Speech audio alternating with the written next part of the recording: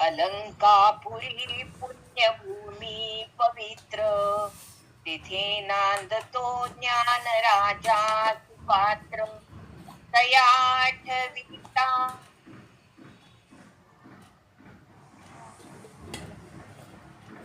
आवाज येत नाही, ज्ञानेश्वराची. नाही येते आवाज? मध्येच आवाज गेला होता. नमो नंताय शुद्धाय कूटस्थायात्मने नमः. प्रेमामृतिविहाराय ज्ञानराजाय ते नमः. माधुर्यरसकल्लोळा शिवशक्ती स्वरूपिणी, अमृतानुभवार्थाय वंदे ज्ञानेश नंदिनी.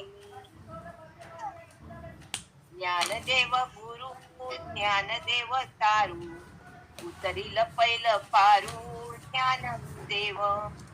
ज्ञानदेव माता ज्ञानदेव पिता, तोडील भव व्यथा ज्ञानदेव. ज्ञानदेव माझे सोय रे धाय रे, जीवलक निर्धारे ज्ञानदेव. सेना म्हणे माझा ज्ञानदेव निधान, गाविल निज पुन ज्ञानदेव. आता काय म्हणू मॅडम? ज्ञानियांचा राजा. हो म्हणा. ज्ञानियांचा राजा म्हणू. हा म्हणा. ज्ञानियांचा राजा गुरु महाराज, म्हणती ज्ञानदेव तुम्हायसे. मज पामरास काय थोरपण, पायीची वहाण पायीवरी. ब्रह्माधिक जेथे तुम्हा बोलंगण, इतर तुलने काय पुढे. तुका म्हणे नेण युक्तीची या खोली, म्हणून ठेविली पायी डोई. म्हणून ठेविली पायी डोई. ज्ञानियांचा राजा गुरु महाराज, म्हणती ज्ञानदेव तुम्हायसे. आता ते अलंकापुरीचं म्हणू का? म्हणा म्हणा. एक म्हणा कडवत त्यातले एक म्हणा. हा, गदा शंख चक्र पहिलं आहे ना. हा, कलायज्ञ कलावज्ञ. गदा शंख चक्र निभर भावितांगम, चिदानंद संलक्ष नाट्य स्वरूपम. यमाविष्ट भेदांग योग प्रमेणम, समाधिस्तमूर्तिं भजे ज्ञानदेवम. अलंकापुरी रम्य सिंहासनस्थं, पदाम्भोज तेजस्फुरद्विप्रदेशं. विधीन्द्रादिदिव्ये सदा स्तूयमानं, समाधिस्तमूर्तिं भजे ज्ञानदेवम. ज्ञानेश्वर महाराज की जय. पंढरीनाथ भगवान की जय. चला, छान म्हणली. आपण पंढरीनाथांना वंदन करूया, निवृत्तीनाथांना वंदन करूया. त्यांचा काल परवाच झाला आहे ना उत्सव. आपण म्हणलं होतं की त्यांचं एखादं पद शोधून काढीन, मिळालं होतं खरं मला. आणि ज्ञानदेव, सोपान, मुक्ताबाई सगळ्यांना वंदन. तुम्ही श्रोते जगदीश मूर्ती, तेथे माझी व्युत्पत्ती किती. बुद्धिहीन अल्पमती सलगी करीते. सर्वांच्या हृदयस्थ परमात्म्याला वंदन करून आज 39वी ओवी पुन्हा घेणार आहोत आणि पुढच्या उरलेल्या ज्या ओव्या आहेत त्यांच्याकडे वाटचाल करणार आहोत. सर्वांना शुभेच्छा. सोमवार आहे. महादेवालाही वंदन करूया, कारण त्याच परंपरेनं ही सगळे ज्ञानदेवांपर्यंत आणि सगळ्यांपर्यंत ही परंपरा आलेली आहे. आपण मागे परंपरेचं ते गीत म्हणत होतो. आता सुमिता ताई फक्त एकच राहिली ना, एक किंवा दोन. हां म्हणा म्हणा. हां हां तेवढी करा. चालेल. जय श्रीकृष्ण. पहिलं प्रकरण आहे शिवशक्ती समावेशन मधलं आणि शेवटची ओबी आहे. शिवशक्ती समावेशे नमन केले म्या ऐसे रंभा गर्भ आकाशे रिगाला जैसा. शिवशक्ती समावेशे नमन केले म्या ऐसे रंभा गर्भ आकाशे रिगाला जैसा. मागील ओव्यामधून माऊलींनी शिवशक्ती आवाज येतो ताई? हा येतोय. कोणाचा तरी चालू आहे र हे. 2 जणांचे चालू आहे. हा केला. राजेश्वरी त्यांनी बंद केला. ओके, हं. सुरू करू. हो करा करा. हं. मागील ओव्यामधून माऊलींनी शिवशक्ती अभेद कशी आहे हे सांगण्याकरता फूल आणि सुगंध, समुद्र आणि तरंग, सूर्य आणि प्रकाश, मोती व त्यावरचे तेज, सोने आणि अलंकार या दृष्टांतातून ते जसे एकच आहे तसे शिवशक्ती सुद्धा एकच आहे हे स्पष्ट करून सांगितले. या ओवीमध्ये रंभा गर्भ दृष्टांत म्हणजेच केळीचे बाग फळत आहे. जोपर्यंत केळीचे बाग फळत आहे व त्यावर लोंगर त्याला लटकून येतात, केळ प्रसवत राहते, परंतु एकदा का लोंगर काढले की केळीचे अस्तित्व संपते. तसेच जोपर्यंत मीपणा या शरीराच्या अस्तित्वाने जगतो तोपर्यंत अहंकाराची केळ प्रसवत असते. मी संपले की द्वैत संपले. केळीच्या झाडाचा गाभा तो आकाश रूप आहे आणि त्या मार्गाने जात असतो. त्यासाठी काही वेगळे श्रम घ्यावे लागत नाही. केळीच्या सोपटाचा एक एक पदर काढीत गेले की शेवटी तळाला केवळ आकाश राहते. तसेच देहावरची अहंकाराची सोपटी असतात, ती काढत गेली की आपलीच आपल्याला खरी ओळख होती. स्वतःच्या नामरूपाचा हा साल्वीचा पसारा कमी होत जाऊन केवळ चिदानंद स्वरूप राहते. मी माझे अस्तित्व संपून टाकून या शिवशक्तीशी एकरूप होऊन जातो. मग ते वंदन असते ते वंदन नसून शिवशक्ती स्वरूपच राहते. जय श्रीकृष्ण. हा खूपच सुंदर. खंदारकरांचं सांगितलं का? खंदारकरांप्रमाणे सांगितलं का? चला आता शिवशक्ती समावेशन. परवा दिवशी मला बोलायचे समर्थांच्या ह्याच्यातलं. काल किती जण आले होते? रामायणाचं ऐकलं का कोणी? रामायण ऐकलं? हां बरोबर आहे. ते तुम्ही म्हणल्या म्हणून मी बंद केला होता. म्हणलं मग आवाज येत नव्हता. हां रामायण ऐकलं का काल कोणी? आहे रामायण होतं ना. काहींनी ऐकलं असेल काहींनी नसेल. ठीक आहे. तर आता परवा दिवशी शिवशक्ती समावेशन आहे आणि 22 तारखेला गणेश जयंतीचं मला कीर्तनाची तयारी चाललेली आहे. भगवंत काय काय करून घेतील तेवढं करायचं आहे. आता हे प्रकरण शिवशक्तीचं संपलं आपलं आणि आता पुढं पुन्हा आपल्याला गुरुसेवन किंवा गुरुपाद सेवन हा जो हे आहे तो सुरू करायचा असेल तर करो. दुसऱ्या कोणाला इच्छा असेल तर दुसऱ्या कोणीने घ्या त्याची हे जबाबदारी. सुमिताताईंनी छान समजावून दिलं. आत्तापर्यंत एक लिंक राहते ना आपल्या डोक्यामध्ये. आता आपण हेही प्रकरण संपत आलेलं आहे. परवा दिवशी 39वी ओवी झाली होती. थोडीशी घाईघाईत घेतली होती. 38वी व्यवस्थित झालेली होती. कुणाला 38बद्दल काही बोलायचं आहे? ज्यांचं झालं असेल काही तर चर्चा करायची असेल तर करा 2 मिनिट. हां बोला प्रतिभाताई. हां निर्मळपणे आकाशाचा संच विराला तो स्वय असे पुढेला काही ना की. आकाश हे स्वयं निर्मळ आहे. तसाच आकाश हे अथांग आहे. ते आपल्या दृष्टीला जेवढे दिसते त्यापेक्षा खूप मोठे आहे. आकाशाची पोकळी आहे. त्या आकाशात वेगवेगळे आकार दिसतात. ते आपल्या दृष्टीचा भाग आहे. आकाश हे पृथ्वी आप तेज वायू हे सर्व असून ते निर्विकार आहे. म्हणजेच तो स्वयंसिद्ध आहे. छान. आता सांगताय का अजून? बोलत होत्या का तुम्ही काही अजून? ठीक आहे, चांगलं सांगितलंय. आता बघा पुढची आपण ओवी घेणार आहोत 39वी. त्या दिवशी थोडी घाईघाईत घेतलेली होती. आता एकेकाचं सांगतायत. पृथ्वी, आप, तेज, वायू, आकाश. तर आकाश झाले. आकाशाचं जे काही वेगळेपण आहे ते सांगितलं. आणि आपल्याला आकाशाची जी व्याप्ती आहे ती आपण मर्यादित करत असतो. घट आणि पट हे उदाहरण नेहमी दिलं जातं न्यायशास्त्रामध्ये. तर घटामध्ये असलेलं घटाकाश आणि पट म्हणजे वस्त्रामध्ये सुद्धा जे बारीक बारीक तंतू असतात त्याच्यामध्ये जी छोटीशी पोकळी आहे ते, किंवा मठ म्हणलं जातं.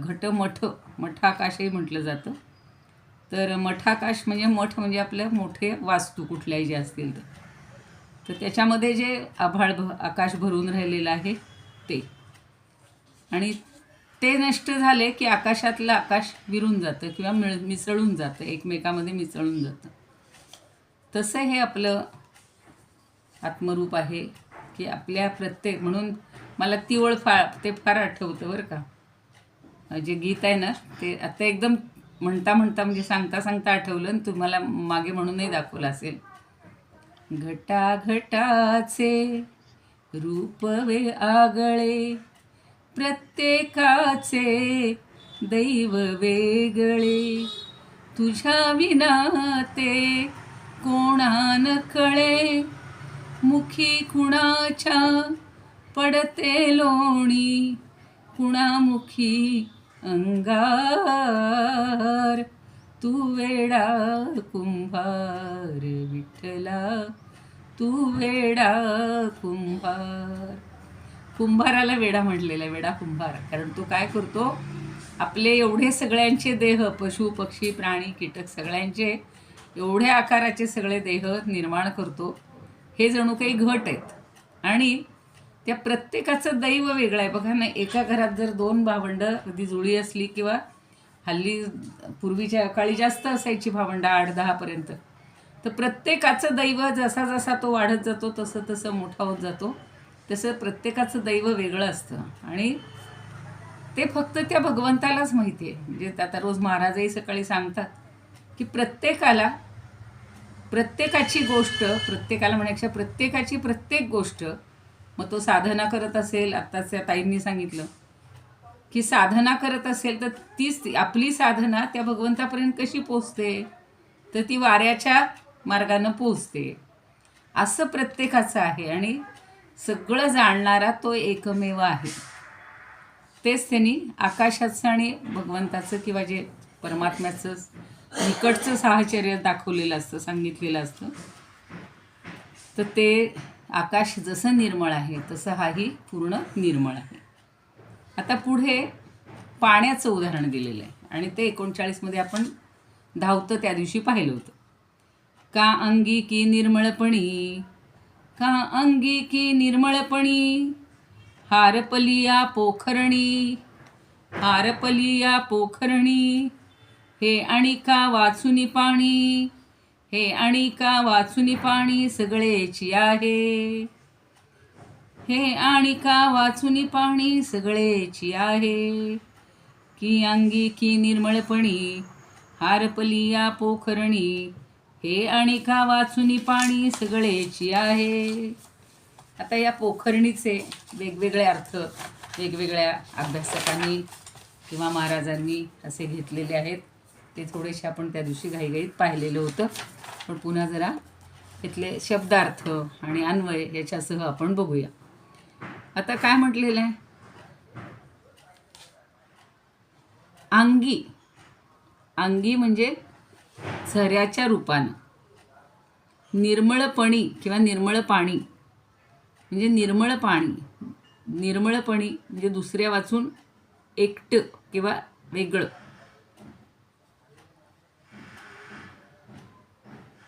हारतलिया, हारतलिया म्हणजे आटलं असताना, आटलेलं, आटलिया. आणि पोखरणी म्हणजे झरा किंवा पुष्करणी. आता सगळीकडं पाणी साठलेलं असतं. पाण्याचं आत्ताच वर्णन त्या शुभदातांनी सगळ्यांनी केलेलं आहे म्हणजे आत्तापर्यंत. तर पाण्याचं असंच आहे ना, पाणी जिथे जाईल तसं ते होत असतं. ज्याच्या सहवासात जाईल तसं ते होत असतं. आता इथं काय सांगतायत ज्ञानदेव महाराज, काय सांगतायत ज्ञानेश्वर, की झऱ्यातलं पाणी हे आपणच म्हणजे स्वतःच आटलं असता किंवा आटलं गेलं तर, किंवा झरा स्वच्छ केल्यानंतर करणाराच ते पाणी काढत असतो आणि ते पाणी दुसऱ्याला नाहीसं झालं किंवा दिसत असलं तरी ते झऱ्यात राहतंच. म्हणजे दिसत असलं तरी राहतंच आणि दिसत नसलं तरी राहतंच. आता हा जो काही दृष्टांत दिलेला आहे की पोखरणीचे अर्थ वेगवेगळे घेतले, कुणी झरा घेतला, कुणी विहीर घेतला. आता हारतली याचा एक असा अर्थ घेतलेला आहे की न खणली जाणारी विहीर. म्हणजे आता कसं आहे, आपण सगळीकडेच जर खोदायचं म्हटलं तर सगळीकडेच पाणी मिळेल, पण मग आपल्याला राहायला जागा नाही राहणार. त्यामुळं आपण काही परिसरामध्ये विशिष्ट ठिकाणी अशा कॉमन विहिरी पूर्वी काढल्या जायच्या. शेतामध्ये विहिरी खणल्या जातात, का तर तिथे शेताला पाणी द्यायचं असतं. म्हणून जी विहीर आहे ती जर खणलेलीच नसेल तर ते पाणी आपल्याला दिसत नाही. पण जरी खणली नाही तरी ते पाणी तिथे असतंच, गुप्त रूपात असतं, सुप्त रूपात असतं. म्हणजे पाणी पाहणारा जो आहे तो सांगेल तिथे विहीर खणली तरच तिथं झरा लागतो. मी परवा दिवशी बोलले होते की ज्याला पायाळू लोक असायचे किंवा ज्याला कान लावल्यानंतर त्या जमिनीला त्याला तो एक विशिष्ट आतून आवाज येतो. म्हणजे त्या पाण्याचं हे समजतं अस्तित्व, आणि किती खोलावर पाणी लागेल किंवा इथे लागेल की नाही हे सांगणारे पण जाणकार आहेत. आता शास्त्रज्ञ तर असतातच, पण हे पूर्वीचे जे काही आपले अभ्यासक असतात व्यवहारातले, आणि त्या लोकांना ते समजतं. म्हणजे पाणी पाहणारा असून सुद्धा तो सांगल तिथंच विहीर खणल्यावर तिथे जरा लागतो. आणि ती विहीर जोपर्यंत खणली जात नाही तोपर्यंत ते पाणी त्याच्या आकारानं किंवा आपल्या आकारानं आणि स्वच्छपणानं आणखी कुणाचाच विषय होत नाही. विहीर असू, झऱ्याची तीच अवस्था आहे. म्हणजे आपण पुन्हा झऱ्याकडे जाऊ वाटलं, म्हणजे पूर्णपणानं ती विहीर तिथं आहेच की ते पाणी तिथे आहेच. आता एखादा काय म्हणाल की विहीर खणण्याच्या पूर्वी जमिनीत पाणीच नाही. अज्ञानी लहान पोरं कशी म्हणतील, कालपर्यंत इथं काही नव्हतं आणि आज विहीर आली म्हणून पाणी आलं. म्हणजे विहिरीमुळं पाणी आलं का पाण्यामुळे विहीर आली? आता ते आपल्याला समजून द्यावं लागतं त्या मुलांना किंवा अज्ञानी लोकांना. म्हणजेच काय आहे की आहे तेच सगळं प्रगट होत असतं. अभावापासून भावाची उत्पत्ती नाही आहे, तर भावापासून आपल्याला अभाव जाणवत असतो. म्हणजे आधी पाणी जमिनीत गुप्त होतं आणि नंतर ते प्रगट झालेलं आहे. जसं आता ही पाण्याचं सगळं जे काय म्हणतो आपण एक चक्र आहे ना, जलचक्र.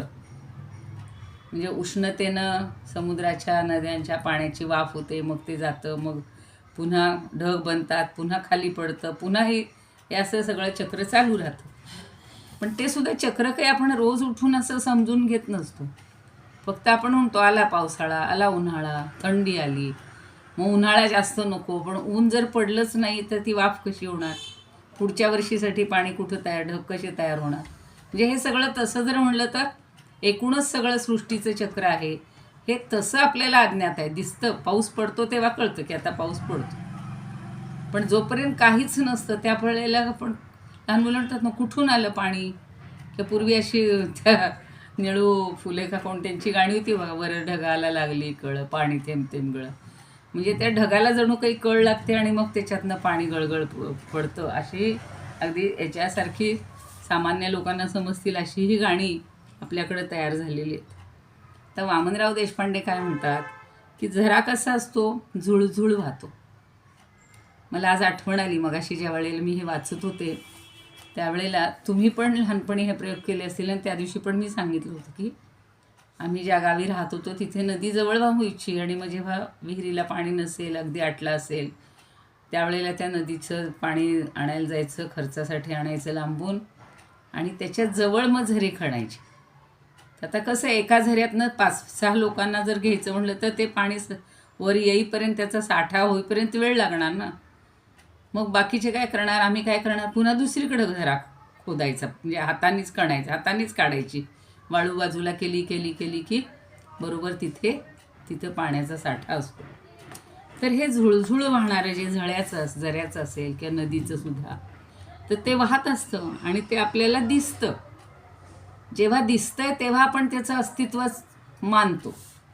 पण आता नदीचा मूळ उगम बघा कुठे असतो, कुठेतरी लांब अगदी छोट्याशा जागेत असतो आणि तो पुढे पुढे पुढे पुढे येत राहतं. मग तसा तसा त्याचा प्रवाह वाढत जातो. आता समजा तो झरा आटला, आत्ता आपण काढलाय त्यावेळेला पाणी आहे, तर पाणी नष्ट होतं का हो? आटला म्हणजे काय झालं, उन्हामुळे त्याचे बाष्पीभवन होऊन तिथं आटल्यासारखं दिसते, म्हणजे नाही असं वाटते. पण झऱ्यातलं पाणी तिथे आतमध्ये असतंच, पाणीपणानं ते सर्वत्र असतंच. म्हणजे वाहत नसलं तरी सुद्धा ते असतंच. मग आता आपण पाण्याची किती ठिकाणं आहेत, म्हणजे अगदी छोटे छोटे हौद बांधलेले असतात, ज्याच्यामध्ये नळातलं पाणी पडतं, ते भरले जातात, ते आहेतच. विहिरी आहेतच, मोठ्याल्या विहिरी असतात. पूर्वी आड नावायचं, आड म्हणजे थोडंसं लहान, त्याचं लहान रूप, प्रत्येकाच्या घरामध्ये तो आड असायचा. मग त्या ह्यानी पाणी काढायचं, रहाट असायचा, दोर बांधायचे, मग कळशा बादल्या आत सोडून आपण ते पाणी ओढून काढत होतो. आता तुम्ही म्हणाल ही काय उदाहरणं सांगायची, पण त्यांना सांगण्याचा उद्देश असा आहे की जमिनीत जेव्हा पाणी मुरतं तेव्हा ते काही संपूर्ण कुठल्याच प्रकारे नष्ट होत नाही, ते अदृष्टपणे त्या ठिकाणी असतंच. तसंच या आत्म्याचं स्वरूप आहे. म्हणजे ही उदाहरणं का देत आहेत की रोजची आपल्या पाहण्यातली आहेत, अनुभवण्यातली आहेत. आणि आत्ताही सगळे सांगतात की तो आत्मा आपल्याला दिसतच नाही आहे, पण त्याच्या अस्तित्वाशिवाय आपलं अस्तित्व नाही आहे. म्हणून त्याचं अस्तित्व आपण नाकारता येत नाही किंवा आपण नाकारणं योग्य नाही, कारण तो स्वयंपूर्ण आहे, स्वयंसिद्ध आहे. तो कुणावर अवलंबून आहे का हो? नाही. आता पाणी, आकाश हे कसं आहे, आपल्या असणेपणानं सिद्धच आहे. तसा आत्मासुद्धा असणेपणानं म्हणजे आहे या भावनेनं सिद्धच आहे. मगाशी म्हणलं तसं झऱ्यातलं पाणी आटलं म्हणून ते पाणीच नष्ट होत नाही, तसं आत्म्याचं अस्तित्वसुद्धा किंवा स्वरूपसुद्धा देहरूपानं आपण अनुभवत असतो. आणि हा देह नष्ट झाला तरी आत्मा नष्ट होत नाही. याच्या खाली अंडरलाईन, म्हणजे हे पक्क लक्षात ठेवायचं. आणि त्याचं स्वरूप बदललं इतकंच, देह बदलला.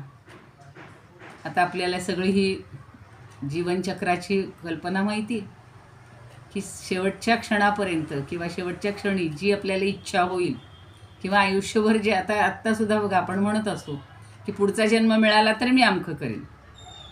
म्हणजेच आपल्याला पुनर्जन्माची इच्छा आहे किंवा आपलं काही खरं एका दृष्टीनं चांगलं आहे की एखाद्याला जर देशाची सेवा करायला मिळाली नसेल तर तो म्हणतो की मला पुढच्या जन्मी तरी अजून सेवा करायला मिळावी. म्हणजे जी इच्छा राहते त्या वासनेनुसार आपल्याला पुन्हा जन्म मिळत असतो. आणि इच्छा राहूच नाही, निर्वासन म्हणजे वासनारहित होणं, याच्यासाठी आपण भगवंताची हे करायची, आराधना करायची, सतत त्याचं नाम घ्यायचे, सतत त्याचं स्मरण करायचे, सतत त्याचं चिंतन करायचं. म्हणून त्याचं रूप जरी आपल्याला दिसत नसलं तरी त्याचं अस्तित्व हे आपण स्वीकारलं पाहिजे, मानलं पाहिजे. म्हणून परवाही मी म्हटलं होतं की आत्म्याची सगळी मतं वेगवेगळी जी आहेत ती सगळ्या ग्रंथांमधून सांगितलेली आहेत. समर्थ रामदासांनी तर आत्म्यावरचे बरेच काय म्हणून समास पण आहेत, या प्रत्येक समासामध्ये अनेक समासांमध्ये आत्म्याचे, आता त्यांनी तर ब्रह्माचे 14 ब्रह्म सांगितलेले. म्हणजे जे समाजामध्ये ज्याची कल्पना असते त्यानुसार त्यांनी ते सगळं समाजाचं समाज मन लक्षात घेऊन सगळा त्यांनी ग्रंथ लिहिलेला आहे. तसंच इथे ज्ञानदेवांनी सुद्धा रोजच्या व्यवहारातली आपल्याला छान उदाहरणं देऊन ही गोष्ट पटवून देण्याचा प्रयत्न केला की आत्मतत्व कसं आहे. आता मगाशी शिवशक्तीचं समावेशन संपलं म्हणजे त्यांचं ऐक्य हे आपण कायम लक्षात ठेवायचं. नाही तर आपण जे रोज व्यवहारामध्ये सगळा जो भेद, सगळं जे द्वंद्व, 2 माणसं घरात असली तरी दोघांनी प्रत्येकाला स्वतःची आयडेंटिटी टिकवण्यासाठी धडपडायचं किंवा राहायचं असं नसतं. पूर्ण जेव्हा समर्पण असतं त्यावेळेला त्या घरामध्ये किंवा त्या कुटुंबामध्ये एक असा एकोपा राहत असतो. सगळेच लोक काही असे निस्वार्थीपणानं काम करत नाहीत. प्रत्येकाला केलेल्याचा मोबदला हवा असतो. पण एखादी व्यक्ती अशी असते की ती कुठलीच अपेक्षा करत नाही. अगदी निरपेक्ष बुद्धीनं सगळ्यांची सेवा, सगळ्यांच्या अडचणी, सगळ्यांच्या इच्छा, सगळ्यांच्या भावना या पुरवण्याचा आणि जपण्याचा प्रयत्न करत असते. आता गिरवाणं याच्यामध्ये कसं म्हटलं आहे बघा, यथा शुष्केपी सरसी. आता यांनी सरस म्हणजे सरोवर, सर म्हणजे सरोवर किंवा पुष्करिणी म्हणजे सरोवर असाही अर्थ आहे, तळ.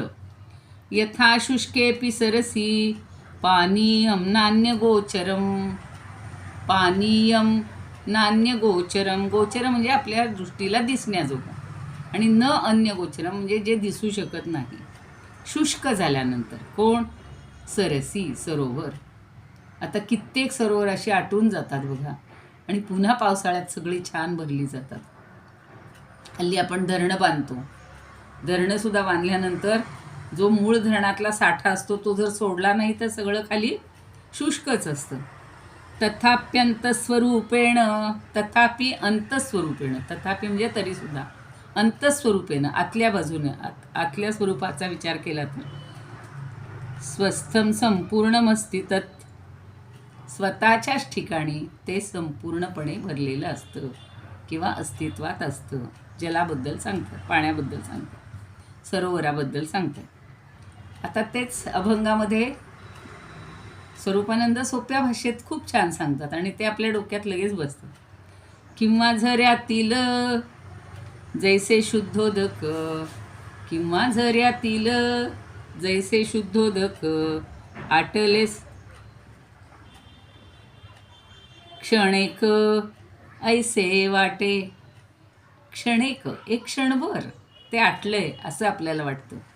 आटले क्षणेक क्षणैक ऐसे वाटे तरी निर्मळत्वे ठाईच ते पूर्ण. मुळातले शुद्ध आहे. पाण्याचं काय वैशिष्ट्य? स्वच्छ असतं, आकाशही स्वच्छच असतं.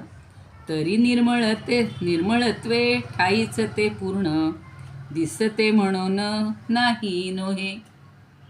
म्हणजे दिसतं म्हणून ते नाही असं म्हणणं योग्य नाही, किंवा ते असतंच, नेहमीच त्याचं अस्तित्व आहे आणि ते आपण मान्य करायला पाहिजे. काहीतरी मग अशी मी म्हणलं सांगीन आणि पुन्हा एक गोष्ट आठवली ती मला. ठीक आहे. आता बी. कुलकर्णी जे आहेत ते अगदी थोडक्यात सांगतात की पुष्करणीतील, काहींनी पुष्करिणी शब्द, पोखरणीवरून पुष्करणी हा जवळचा शब्द आहे बघा. यजुर्वेदामध्ये शच्या जागी ख वापरतात, तसं यांनी पोखरणी हा शब्द ज्ञानदेवांनी आवर्जून उपयोगात आणलेला आहे. तर पुष्करिणीतील पाणी अंगाच्या निर्मळपणानं इतरांना दिसत नसलं तरी सगळं पाणीच असतं. मगाशी जर सांगितलं की पोखरणी म्हणजे जी पोखरलेली नाही, जी खणलेली नाही, तसाही अर्थ इथं जास्त संयुक्तिक वाटला की खणलेली नाही तोपर्यंत आपल्याला आतल्या साठ्याबद्दल कुणालाच माहिती नसतं. किंवा अंगच्या निर्मळपणामुळं विहीर आटली तरी इतरांना न दिसणाऱ्या अंतरीच्या झऱ्यांनी तिच्यात पाण्यानं ओलावा असतोच.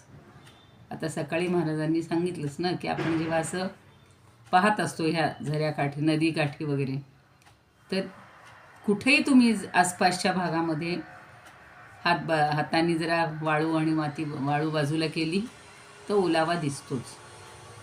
किंवा आपण आता पाहतो सकाळी नळ सगळ्यांचे सुटलेले असतात आणि त्यावेळेला जे पाणी वाहून जातो तर ते रस्त्यापर्यंत ओलावा आलेला असतो. मग जिथं पाणी असं दिसेल की साठलेलं दिसेल आपण म्हणतोच इथे कुठंतरी नळाचं हे फुटलेलं दिसते.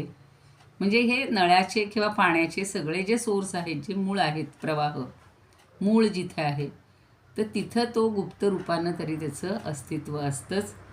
तसंच आत्म्याचं अस्तित्व आहे, आपल्याला फक्त ते समजत नाही.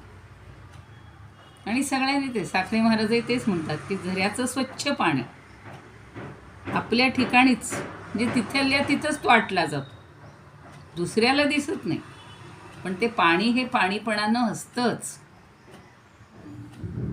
आता काहींनी पुष्करिणी म्हटलं, मगाशी जसं म्हटलं तसं पुष्करिणी हा पण संस्कृत शब्द छान वाटतो. ती पुष्करिणी त्यात असावे. हां, मला ते आज आठवत आहे बरं का. मगाशी पुष्करिणी म्हणल्यावर मला ते गाणं आठवत होतं. सध्या अशी आपण न म्हणलेली आणि कधीतरी अशी आठवतात लहानपणची तरुणपणातली गाणी. असावे घरते आपुले छान, पुढे असावा बाग बगीचा, वेल मंडपी जाई जुईचा, आम्रतरुवर मधुमासाचा फुलावा, मोहर पानोपान असावे घरते आपुले छान, पुढे असावी ती पुष्करिणी त्यात असावे गुलाब पाणी, पाण्यामधुनी कारंजाची फुटावी, सुरेल सुंदरतान असावे घरते आपुले छान. खरं आपली मेमरी टेस्ट असते, पण पूर्वी कोरलेली ही जी गीतं आहेत ना, अगदी भावलेली आहेत म्हणजे. आणि त्यावेळेला आपलं घर कसं असावं, निसर्गाने संपन्न असावं, आणि पुष्करिणी कशी असावी तर गुलाब पाणी. मगाशी राजेश्रीताईंनी विचारलं तसं महाराजांच्या किंवा रजवाड्यांच्या ह्याच्यामध्ये भोजनामध्ये केशराचं पाणी हात धुण्यासाठी ठेवत होते. आपल्याकडे सुद्धा बघा जावयाची किंवा या सगळ्या व्याह्यांची हे करण्यासाठी असं छान पाणी, गरम पाणी घेऊन ती सेवा केली जाते, अजूनही केली जाते. तसं हे या ठिकाणी पुष्करिणी शब्द म्हणला की मी सारखं रुंजी घालत होते हे गाणं, आणि खूप वेळ आठवत होते, पण मगाशी शब्द आठवत नव्हते मला, पण आत्ता बरोबर म्हणायला घेतलं की आठवलं. तर पुष्करिणीचं जे अंग आहे ते तसंच असतं. आता खंदारकरांनी सुद्धा पोखरणी वरून पुष्करिणी म्हणजे तळ आणि त्यातलं पाणी, हिरतली याचा अर्थ घेतलाय की ओढून घेतल्यावर, काढून घेतल्यावर, हरण केल्यावर. आपण तांब्यातनं घेतो, कळशीतनं घेतो, तर तसं ते काढून घेतलं की त्या तांब्यातलं पाणी आणि जे उरलेलं तळ्यातलं पाणी आहे ते गाळा वाचूनही तिथं त्याच स्वरूपानं निर्मळपणानं असतं. पण कधी कधी असं मला आठवतं की ते झऱ्यातनं जर आपण जास्त हे केलं ना, तो झरा हलवला तर थोडासा गढूळपणा त्यात येण्याची शक्यता असते, पण मुळातलं ते स्वच्छच असतं. आणि त्या तळातला जो गाळ आहे तो जर बाजूला केला तर बांधाचा वगैरे संबंध नसल्यामुळं पाणी असं पुष्करिणीतलं स्वच्छ असतं. त्यात बरेच पंपा सरोवर, मला ते हे म्हणलं की ते पंपा सरोवर फार आठवतं रामायणातलं. किष्किंधाकांडामध्ये फार सुंदर त्याचं वर्णन होतं. आणि आता बघायला गेलो तर ते पंपा सरोवर म्हणजे इतकं हसू यायला लागलं की त्या वर्णनासारखं इथं काहीच नाही. तेव्हा म्हणजे सगळे तिथे पक्षी, कमळं, भरपूर सगळे वेगवेगळे वृक्ष आणि निसर्ग संपन्न राजहंस, सगळं असं खूप सुंदर वर्णन आहे. तर ते पुष्करिणी म्हणलं की ते त्या पद्धतीचं, सरोवर म्हणलं की तसं असायला पाहिजे. आता काय इतका काळ निघून गेलेला आहे आणि सगळी आता सिमेंटची जंगलं सगळीकडे झाल्यामुळं, कालसुद्धा ह्याच्यातलं वाचत होतो ना, अरण्यकांडातलं सांगत होतो, म्हणजे ते रावणाला सगळं दिसलंय बघा. सगळी तळी, सगळी सरोवरं, सगळ्या नद्या, सगळीकडचे वृक्ष, सगळे पक्षी, सगळे प्राणी, सगळे ऋषींचे आश्रम आणि सगळे संपन्न होते त्यावेळेला. आता हे ज्ञानदेवांचं तर तसंच आहे, 1200 हे वर्ष शतकातलं, म्हणजे त्यावेळेलाही असंच अजून सगळीकडे सौंदर्य, निसर्ग सौंदर्य होतं. आता सगळ्यांनी तेच पुन्हा सांगितलेलं आहे. धूत महाराजांनी तसंच सांगितलं आहे की स्वच्छ पाणी आटलेलं असतं झऱ्याचं, पण ते प्रगट आपल्याला दिसतं. कुठल्याही अवस्थेत तिथं पाणी आहे ह्याची खात्री पटते, आणि तो खणत नाही तोपर्यंत त्याच्यातला पाण्याचा साठा आपल्याला दिसत नाही, पण निर्मळपणा मात्र तो व्यक्त होतो. तिथं पूर्णपणे ते भरलेलं असतोच, एवढं लक्षात ठेवायचं. आणि कुठलंही विहीर, म्हणजे त्यांनी एक आपण जसं आत्ता मी म्हणते तसं की विहिरीतलं असो, तळ्यातलं असो, नदीतलं असो, कुठलंही पाणी जे जे प्रत्यक्ष दिसतं, आणि मगाशी म्हटलं तसं पोखरणी म्हणजे न खणलेली विहीर, ती जरी असली तरी ह्या सगळ्यांना आपल्या चक्षुरिंद्रियाचा विषय हा जरी झाला नाही, आपल्याला डोळ्यांनी दिसलं नाही, तरी त्यात पाणी नाही असं म्हणता येणार नाही. आता खूप जण म्हणत आहेत आमच्याकडं पाण्याची टंचाई आहे, 8 दिवसातनं येतं, 4 दिवसातनं येतं. खरं म्हणजे आपण त्याचा गैरवापर जास्त करतो, तेही सगळीकडं सांगावं लागतं लोकांना. पण पाणी नाहीच असं म्हणणं योग्य नाही. तसं आत्मतत्व नाही असं मुळीच म्हणायचं नाही.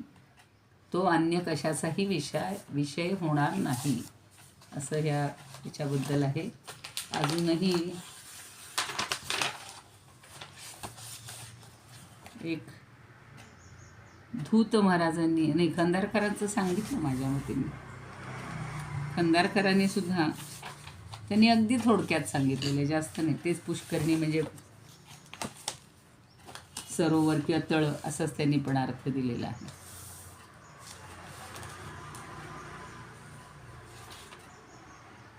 आता आपण पुढची ओवी बघूया. 40, 41, 42, 43 किती आहेत आता? हां, 4च राहिल्यात आता ओव्या. आपणा मागू तैसे, आपणा मागू तैसे, असणेची जे असे, आहे नाही ऐसे सांडोनिया.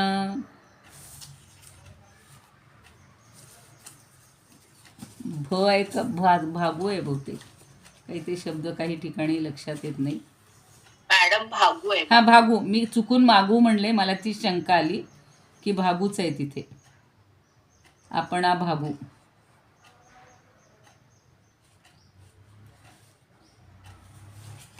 आपणा भागू तैसे, असणेची जे असे, आहे नाही ऐसे सांडोनिया. आता दृष्टांतातून सिद्धांताकडे जातात आणि इथे 40मध्ये पुन्हा ते सांगतायत. आपणा भागू तैसे, असणेची जे असे, आहे नाही ऐसे सांडोनिया. आपणा भागू म्हणजे आपल्याविषयी, तैसे म्हणजे त्याप्रमाणे, आणि वोसे, सकाळी पण वोले आलं होतं ना, वोले आणि ओले, तर ते वोसे म्हणजे ओस. असणेची जे असे, आहे नाही ऐसे सांडोनिया. आता आत्मतत्वाच्या दृष्टीनं जर पाहिलं तर आपणा भागू तसे म्हणजे आपल्याला जसं वाटतंय, आता मी म्हटलं तसं,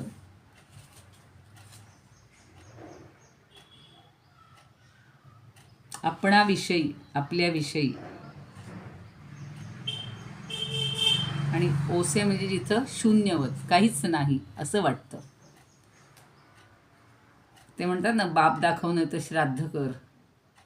तसं एखादा म्हणेल अगदी अडाणी किंवा जो हट्टी आहे, नास्तिक आहे, तो म्हणाल दाखवा तुमचा आत्मा, दाखवा, नाही तर सिद्ध करा, नाही तर नाही म्हणून सिद्ध. तेच झालं होतं. शून्यत्वाची चर्चा बरीच झालेली या प्रकरणामध्ये, शून्यवादी बौद्ध वगैरे जे आहेत ते. तर त्याप्रमाणे म्हणजे आपल्याविषयी, म्हणजेच या आत्मरूपाच्या विषयी किंवा आत्मस्वरूपाविषयी जर पाहिलं तर काय आहे, असणेची जे असे म्हणजे जे आहेच, अस्तित्व रूपाने आहेच, पण शंका आहे नाही ऐसे, म्हणजे आहे नाही विकल्प ठेवायचंच नाही, एकच आहे हाच भाग ठेवायचा. लोक म्हणतात, म्हणजे अजूनही काही लोक घेतातच ना त्याच्यावर, की दिसत नाही म्हणजे ते नाही, आणि आहे किंवा नाही असं म्हणायचंच नाही, पण आहे नाही ऐसे सांडोनिया. सांडोनिया म्हणजे हे सोडून द्या. ही जी भावना आहे नाहीपणाची जी भावना आहे किंवा हा जो विचार आहे तो सोडून द्या, आणि आत्मा आहेच, अस्तित्व रूपानं आहेच. काय एवढा आटापिटा करावं लागला असेल होते ना त्यावेळेला, तर लोकांनी फार त्यांच्या विरुद्ध म्हणूया किंवा अज्ञानातनं खूप त्रास दिला गेला, हे गेला. आणि खरंच वाटतं ना की हे परमतत्व, हे आत्मतत्व आपल्याजवळ आहे. नेहमी आपण म्हणतो की त्याच्या ठिकाणी स्वतःला कबूल म्हणजे आपली भूमिका बघावी. मी तिथं असतो तर मला काय वाटलं असतं? एखाद्याने पडपड पडपड बघा ना, त्यांनी अशी कधी कुणाला तक्रार केली का की तुम्ही मला इतकं बोलताय, मी जर तुम्हाला 4 शिव्या दिल्या तर, मी जर तुम्हाला असं बोललं तर कसं वाटेल, असं ते कधी कुणाला म्हणले का? खूप प्रसंग त्यांच्या आयुष्यात तसे आलेले आहेत. म्हणून त्यांनी हे जीव तोडून सगळ्यांना सांगितलेलं आहे की ते आत्मतत्व आहेच, प्रत्येकामध्ये आहेच. जसं तुझ्यात आहे तसंच माझ्यात पण आहे, तसंच त्या प्राण्यांमध्ये पण आहे, पक्ष्यांमध्ये पण आहे. आणि अशी जेव्हा आपली अवस्था येईल की हा भेद नाहीच, हा फक्त स्वरूपाचा म्हणण्यापेक्षा देहाचा किंवा त्या रूपाचा स्वरूप आणि रूपमध्ये पुन्हा गोंधळ नाही करायचा. तर रूपामधला भेद आहे, स्वरूपामध्ये भेद नाही आहे. प्रत्येकाचं स्वरूप एकच आहे, आत्मरूपच आहे. आणि म्हणून आहे नाहीपणाचा व्यवहार टाकून द्यायचा. तो स्वरूपात अस्तित्व रूपानं आहेच. आणि आहेचा किंवा नाहीचा हा व्यवहार त्याच्या ठिकाणी नाहीच. या आहे नाहीचा आधार, सगळ्याचा आधार एकटा परमात्मा आहे, परमात्म रूप आहे. म्हणून जगामध्ये काही पदार्थ अनुभवाचे विषय होतात आणि काही आपल्याला सांगताच येत नाही. सगळ्यांबद्दल आपण सगळ्या वस्तूंचा किंवा सगळ्या पदार्थांचा आपण अनुभव घेऊ शकतो का हो? कित्येक पदार्थापासून आपल्याला वंचित राहावं लागतं. काही पदार्थांचा अनुभव घेतं तर रोज ज्या ज्या गोष्टी खातोय, पितोय, पाहतोय, ह्या सगळ्याचा अनुभव घेता येतो, त्याच्याबद्दल सांगता येतं. आणि बाह्य वस्तू आहेत त्यांचं आपल्याला सांगता येतं. पण ब्रह्मवस्तू जी आहे तिच्याबद्दल मात्र अजूनही आपल्याला सांगता येत नाही, कारण तो अनुभव आहे. ती अनुभूती आल्यानंतर वर्णन करायला कोणी उरतच नाही. म्हणून तर वेदसुद्धा मुखे झाले म्हणतात ना. वेद मुखे झाले, त्या ठिकाणी वेदाची वाणीसुद्धा मौनात गेलेली आहे. म्हणजे त्याचं वर्णनच करता येत नाही, त्यालाही विषय होता येत नाही. पण प्रत्यक्ष हेच त्याचं स्वरूप आहे, म्हणजे ते आहेच. आणि ब्रह्म जर प्रत्यक्ष स्वरूप नसतं तर जगाचं प्रत्यक्ष झालं असतं का? हे कसं आपल्याला दिसलं असतं? नसतंच दिसलं. म्हणून व्यतिरेकी अनुमान म्हणजे नाहीपणानं ते जे अनुमान आहे ते लक्षात ठेवायला लागतं. आणि आहे नाहीपणा सांडून आत्मा असणेपणानेच आहे. म्हणजे तो आहे म्हणजे आहेच, याच्या खालीच अंडरलाईन डोक्यामध्ये तेवढंच ठेवायचं की ह्या जगात, या सृष्टीमध्ये, या ब्रह्मांडामध्ये 14 भुवन आहेत, वर 7 खाली 7. ते या 14 भुवनामध्ये एकमेव अद्वितीय वस्तू ती कुठली आहे? वस्तू म्हणून नेहमी रोज सांगते मी की वस्तू हा शब्द पक्का लक्षात ठेवायचा. वस्तू म्हणजे जिला वास्तव्य आहे, अस्तित्व आहे, तेवढी एकच गोष्ट आहे, म्हणजे तो म्हणजे आत्मा, परमात्मा. त्या दोहोंमध्ये भेद नाही आहे. आत्मा म्हणजे आपल्या शरीरामध्ये व्यक्तिगत जो आहे तो व्यष्टी रूपानं, आणि समष्टी रूपानं जो आहे तो परमात्मा सगळीकडे भरून राहिलेला आहे. तो फक्त आपण समजून घ्यायचा. हा, ब्रह्म प्रत्यक्ष रूपानं असतं तर मग प्रत्यक्ष रूपाने जर ते असतं तर त्याला चिरंतनत्व राहिलंच नसतं ना. जे दिसतं ते नसतं. म्हणून शंकराचार्यांनी एका शब्दात म्हणजे अर्ध्या पदात सांगितलेलं आहे चरणामध्ये, दृश्यम सर्वम अनात्मा स्यात्. जे जे दिसतं ते सगळं अनात्म आहे. आणि दृक् एव आत्मा विवेकिनः, जे विवेकी लोक आहेत त्या लोकांना ते पाहणारा, हे सगळं पाहणारा एकटाच आहे. तुम्ही आम्ही म्हणजे जगातल्या किती पॉईंटनी पाहत असू मला सांगा. परवाच आपलं बोलणं झालं की सगळ्या जगातलं सगळीकडचं पाणी एकत्रित केलं तरी सुद्धा मी काहीतरी ते सांगितलं होतं उदाहरण. तसं त्यातला एखादा अंशसुद्धा आपण चाखलेला नाही आहे. इतकं हे आत्मज्ञान म्हणा किंवा आपल्याकडची ही सगळी संपत्ती आहे, सगळं वेद वाङ्मय आहे, उपनिषद वाङ्मय आहेत, सगळं साहित्य आहे, हे संतांचं सगळं अमाप आहे साहित्य. आजच विषय झाला की आपण वाचू शकतो का सगळ्या संतांचं, अभ्यासू शकतो का? आपलं आयुष्य आता संपत आलेलं आहे. तशा अर्थानं तर आत्ता आपण तेच जाणून घ्यायला लागलो. लहानपणी कुठं आपण फक्त मनाचे श्लोक म्हणत होतो. पण मला आठवतं की 3रीत असताना आम्हाला 30 मनाचे श्लोक पाठ करायला सांगितले होते. त्याच्यावरची स्पर्धा होती. त्या वयात जे काही पाठांतर होतं ते पुन्हा होत नाही. किंवा भगवद्गीतासुद्धा अगदी लहान 4 वर्षाचं मूल छान पहिला 12वा अध्याय किंवा गीता ध्यान किंवा छोटे छोटे श्लोक आहेत ते पाठ करू शकतात. 40 वर्षाची झाल्यावर नाही, 80 झाल्यावर तर मुळीच नाही. साधा आता म्हणलं तरी तो एक अध्याय म्हणजे अगदी चिकिरीनं कष्टाने आपण म्हणत असतो. खरं म्हणजे माझ्या तेच मनात येतं की 1 तास आपण एवढा अभ्यास करू शकतो. 24 तासातले फक्त किती वेळ आपण त्या परभगवंताचं स्मरण किंवा या कशाचंही आत्मतत्वाचं हे नाही एवढं चिंतन करू शकत आहे. खरं करायला पाहिजे. रोज असं वाटतं की एवढा वेळ जर आपण सगळा दिला ना त्याच्यासाठीच, आणि दुसरा विचारच नाही आला या जगाचा, या सगळ्या भांडणाचा, या कलहाचा. तो टी व्ही म्हणजे मी तर मगाशी म्हणलं या टी व्हीची रोज आता पूजा करायला पाहिजे. ज्यांना टी व्हीशिवाय चैनच पडत नाही. रोज त्याला गंध, फूल, अक्षता, फुलांचे हार, रोज फळं द्या, फुलं द्या, दाखव बाबा आम्हाला सगळं जेवढं ब्रह्मांड आहे ते दाखव. पण त्यातलं बघून समाधान मिळतंय का एवढं मला सांगा तुम्ही. मला तर ते ऐकवत सुद्धा नाही, ते आवाजही ऐकवत नाहीत. काय लोक ते एकमेक. आणि बघा ना, यांना हे तत्त्वज्ञान सगळं सांगायला पाहिजे. रोज एक ओवी त्या राजकारण्यांना सगळ्यांना ऐकवावी आणि राहणं एकमेकांशी प्रेमाने राहणं. उलट हे सगळे जर एकत्रित आले, हे पक्षच जर नसते एका दृष्टीनं असे इतके विविध, आणि सगळे जर गोळ्या मिळानं राहिले तर किती जगाचा आणि आपल्या देशाचा उद्धार होईल. मला खरं सांगा तुम्ही. हे सगळा मीपणा सोडला आणि आपण सगळे एक आहोत एवढी फक्त भावना ठेवायची. राहत नाहीत ना ते तसे. नाही पण राहायला पाहिजे. राहते. तेच सांगते की नाही ते तसे. ते राहत नाहीत म्हणूनच त्यांच्यावरच हा संस्कार आपल्याला करायला पाहिजे. आपण म्हणजे आपण पामर आहे हो, तर संत करतातच आहे धडपड. आता काय केलं झालं ना, काहीतरी निदान कसं का होईना ते रामलल्लाचं मंदिर झालं, आता वृंदावनला होईल, हे होईल. ही अगदी छोटी छोटी का होईना क्रांती व्हायला लागली. शेवटी विरोध करणारे म्हणजे आपलेच लोक आपल्याला विरोध करत आहेत. बाहेरच्या सगळ्यांनी तर सगळे आक्रमणं केली, नासधूस किती केली हो. प्रत्येक मंदिर फोडून फोडून फोडून त्यातल्या मूर्ती भंग करून, त्या भंग केल्या तरी हे आत्मतत्व नाही कोणी भंग करू शकणार. बाह्य सगळं करू देत रूपभंग, असं मला तरी वाटतं. ठीक आहे, थांबूया आपण इथे. आता याच्यावरच्या ज्या भाऊ म्हणजे काय, सॉरी भाऊ आपणा भाऊ म्हणजे काय म्हणाला, आपलेपणा,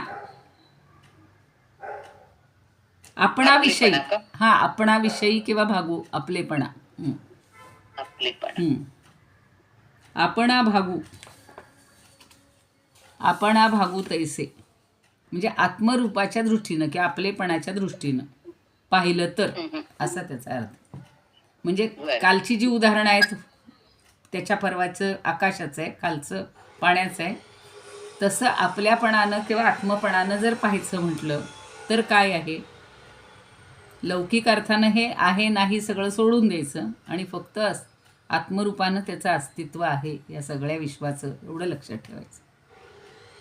आता समजलं की त्याचा अर्थही लागतो ना. आपण आपल्या विषयी हे पक्क केलं असं मला वाटतं. बरोबर, पक्क करायचं. अगदी अगदी काही म्हणू बोलतंय, कोणी काही म्हणू, फक्त एवढी एकच गोष्ट सत्य आहे, चिरंतन आहे, बस. आपल्या डोक्याला आधी आपल्याला समजावून दिली पाहिजे. आपलं पक्क झालं तर कोणी हालू शकत नाही करू शकत.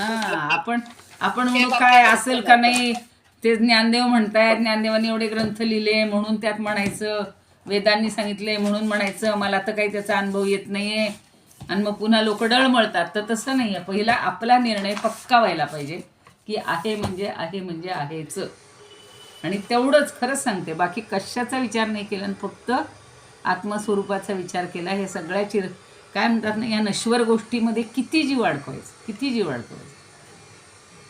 ते तुकारामांचं उदाहरण मला फार आवडलेलं होतं.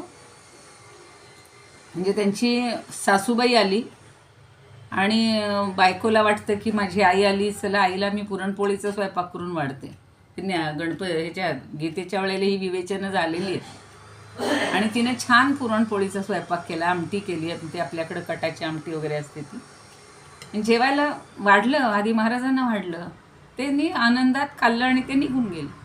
आणि या दोघी जेव्हा मायलेकी बसल्या तेव्हा तिच्या लक्षात आलं की मी त्या आमटीत मीठच नाही घातलेलं.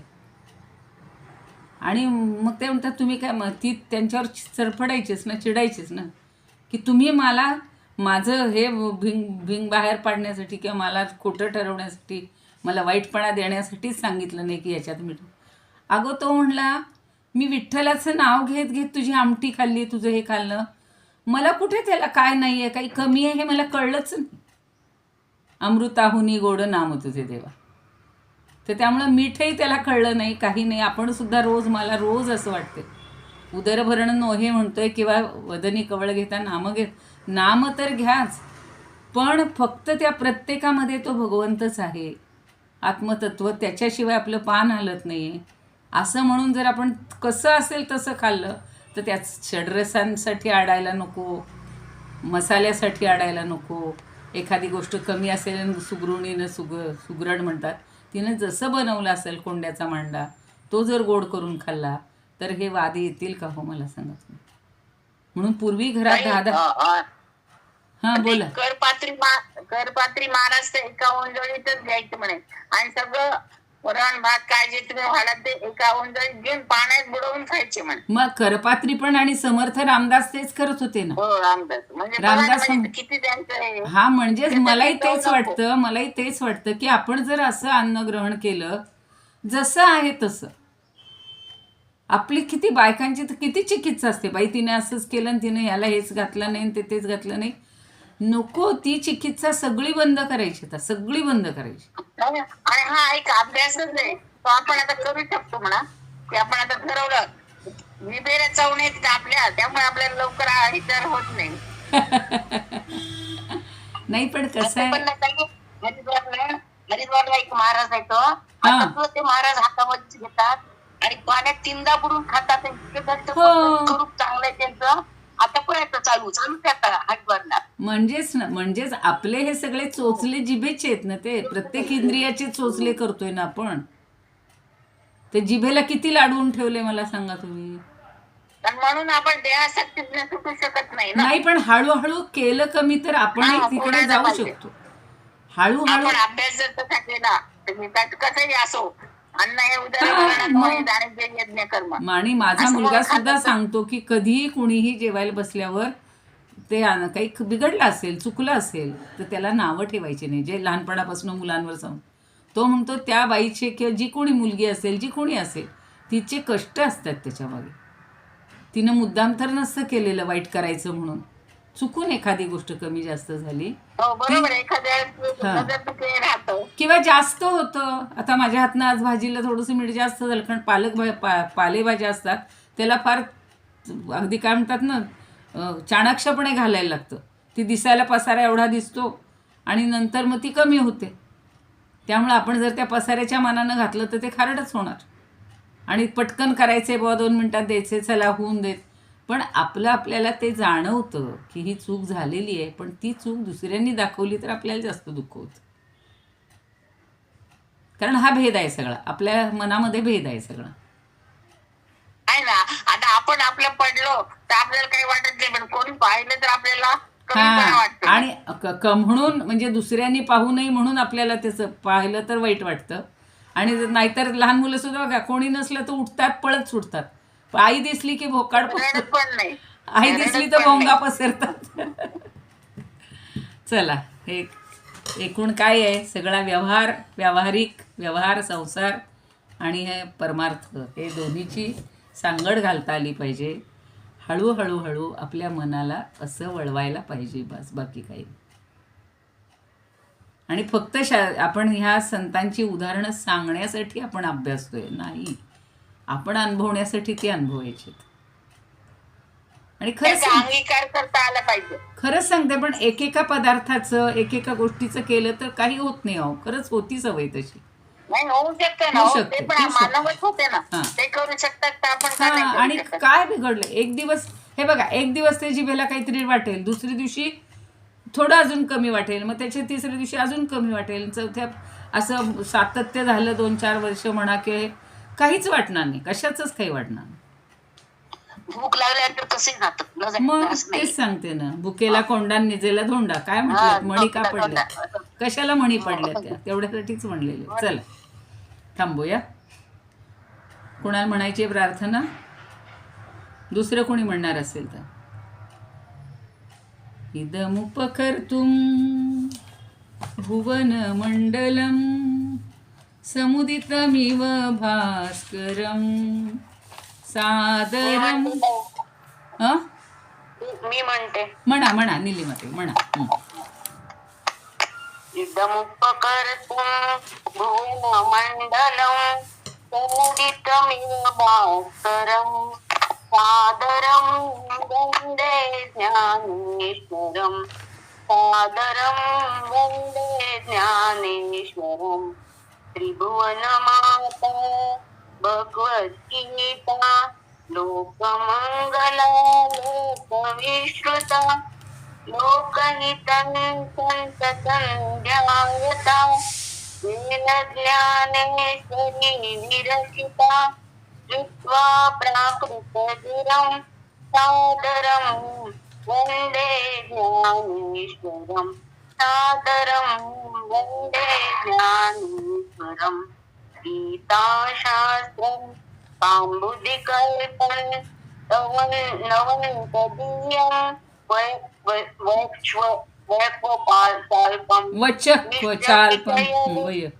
वयत्वचाल्पं विषयविपदाभ्रात्यमनल्पं वाग्यज्ञेन भूषितं सरस्वती मन्दिरं सादरं वन्दे ज्ञानेश्वरं सादरं वन्दे ज्ञानेश्वरं यत्र शारदा कृपा प्रसादः यस्य श्रवणात् परमानन्दः निहितो यत्र मृतनिश्चन्दः काव्यतत्त्वयो कृतवन्तं तत् रसायनं मधुरं सादरं वन्दे ज्ञानेश्वरं सादरं वन्दे ज्ञानेश्वरम् आरती ज्ञानराजा महाकैवल्यतेजा सेविती साधु संत मनोवेदला माता आरती ज्ञानराजा लोकले ज्ञान जोगी तनेणाची कोणी अवतार भंगरंग नाव ठेविले ज्ञानी आरती ज्ञानराजा कनकाचे ताटकोरी तुझ्या गोपिका नारी नारद सुंदर श्याम गायन करी आरती ज्ञानराजा महाकैवल्य तुझा सेविती साधू संत मनोवेदला माझा प्रगत गुह्य बोले सदमाची केले राम जनार्दनी पायी मस्तक ठेविले आरती ज्ञानराजा महाकैवल्य तुझा सेविती साधू संत मनोवेदला माझा आरती ज्ञानराजा ज्ञानेश्वर महाराज की जय पंढरीनाथ भगवान की जय जय तू ज्ञानेश्वर जय तू श्रीकृष्ण. छान सुंदर. अशा रोज एकेकाने म्हणा, छान वाटेल. हा